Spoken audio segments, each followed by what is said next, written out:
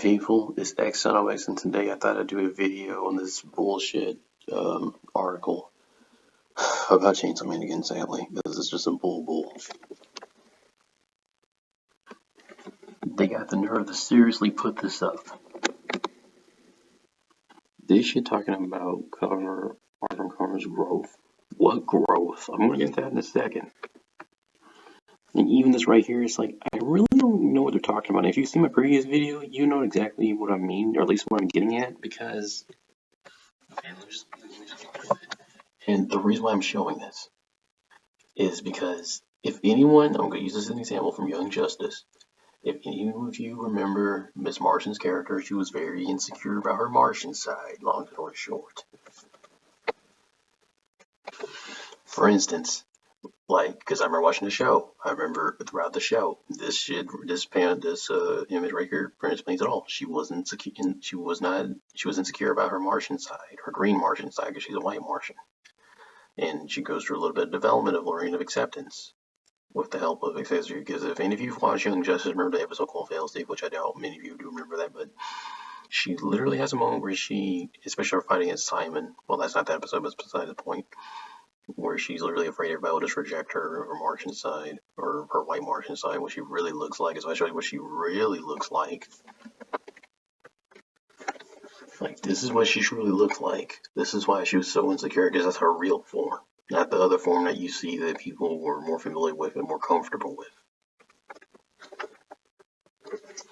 And after a while, if I make this video much longer, but after a while, when she started, like, seeing that, you know, in the next season, especially, like, with season 2, well, I mean, she was doing her green Martian form, but because she was still a bit insecure about it, but as she and Connor fixed a relation back together, you can see that she's more comfortable with her white Martian form, and it speaks for itself.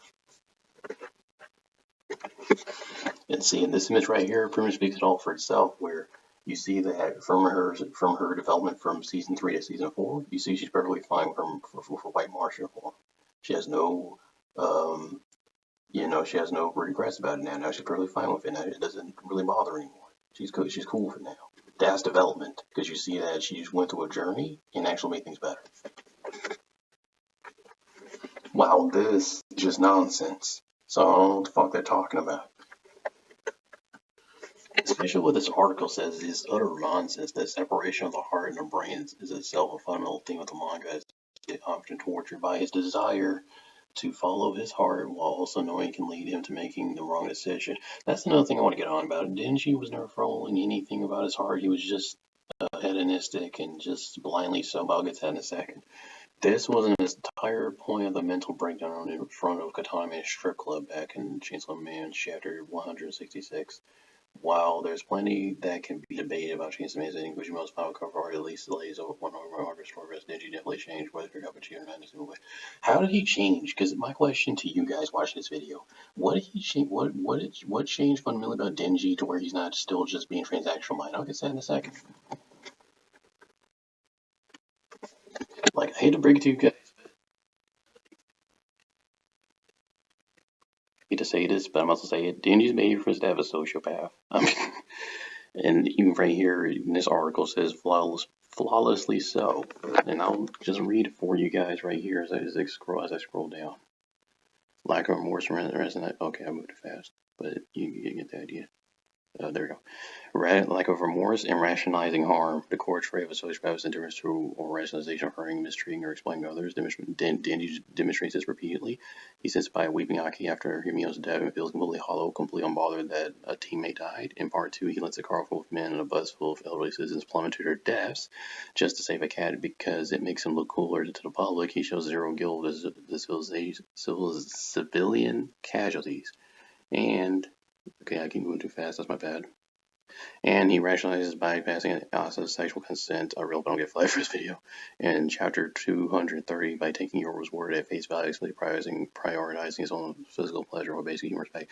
And that's another problem too. He doesn't even try to make sure that's the case. He just goes along with it without confirming anything.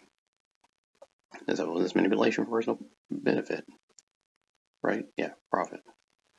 So that's use translation. Now in Denji's case, he does this reactively. Like he's not planning to do that shit, but he just does this reactively. But either way, Denji's entire mode of operation is transactional. He manipulates situations to exact rewards, and he does just that, agreeing to fight a battle under leverage a groping sensation session from power and taking care of a deeply traumatized power only because he expects access payout, which is not good. He prefers heroism purely as a fraudulent marketing scheme to get a girlfriend, leaving his identity as at battle scenes to get trick girls and recognize it. So tell me which part of this is speaking that he learned a lesson, considering he was literally doing that in part two. Failing to conform to social norms, repeatedly performing actions that violate laws or societal boundaries, a textbook marker. Denji operates entirely outside more normal societal boundaries. He has zero issues stealing, fighting, or engaging high rank public behavior, like letting people sound him. Even share for this change when a massively global topic is happening random. His default reaction is to completely ignore the gravity of the situation, pursue immediate carnal gratification. I know some of you people are going to try to use this backstory as a fucking I know some of you people are going to try to use his backstory to, excuse his behavior, but here's the problem with that. Denji has a choice, people. It doesn't matter how much trauma he's been through. In the long run, he has a choice to look at the situation and try to make it better, and he doesn't do that. So I'm not going to let any of you guys try to use that excuse. To even make an even better argument is that Shin and Noi from Dorohedoro, they always reflect on their actions. And then they have a shitty background like Denji. So if they can do it, why can't he? So don't give me that bullshit about Denji's backstory, because that doesn't excuse everything. That doesn't just keep excusing his behavior for him to use people.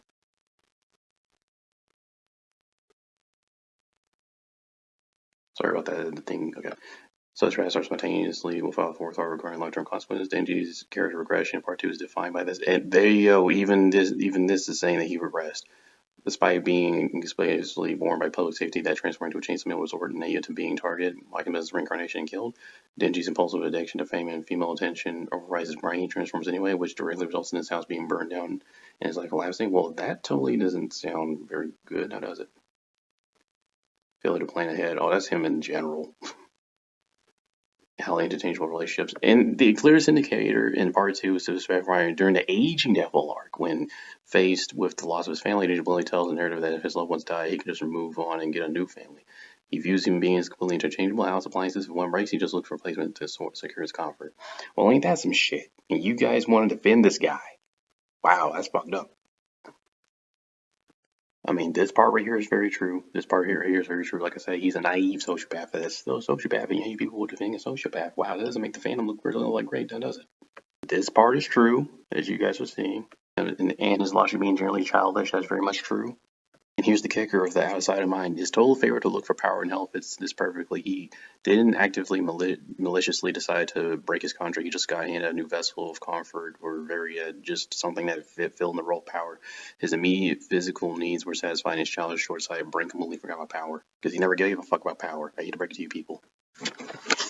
All I gotta say at this point is like, you guys, like some of you people who are thinking to this, like you guys been defending Denji and not knowing you've been defending a sociopath, and then you try to use his backstory. It's funny how people want to like get freaking even though I being raised, and I'm not trying to defend her behavior or anything like I'm just gonna point out like it's funny how she was just a product of the government to be a weapon, but yet people were real quick to defend Denji's part, even though that's really just an excuse. Because like I've been saying, that Denji has a choice to reflect on his actions, and yet he doesn't want to do that because I mean, he has to take accountability. And then, like I already said before, if Shinadoi can reflect on her actions by the shitty upbringing like his, then why can't he? And then the narrative just basically blinds you people into just doing it just because it tells you to be sympathetic, and then we get this bullshit.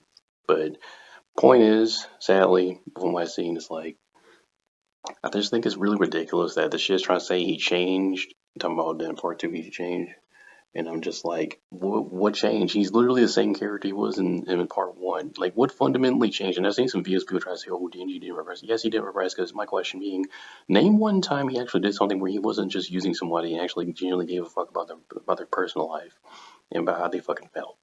Or name one time he actually learned to, try to see people past more than just needs for his fulfill. Because everybody always was treating Denji like he's some little baby, when really he's just a dude who doesn't want to take accountability for his actions. Isn't one of us. He's not a relatable guy. He's a creep because he's just horny all the time and desperate and doesn't think about his actions or care about. Because ask yourself this, people.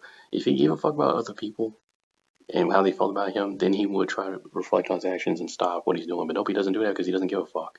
He didn't give a fuck about Power, because otherwise he would have tried to save Power. If you remember at the end of part 1, Power had a binding contract to tell him to find the Blood Devil in Hell. In part 2, he doesn't do that. He just tries to explain what he can get out of the Chainsaw Man identity. He's really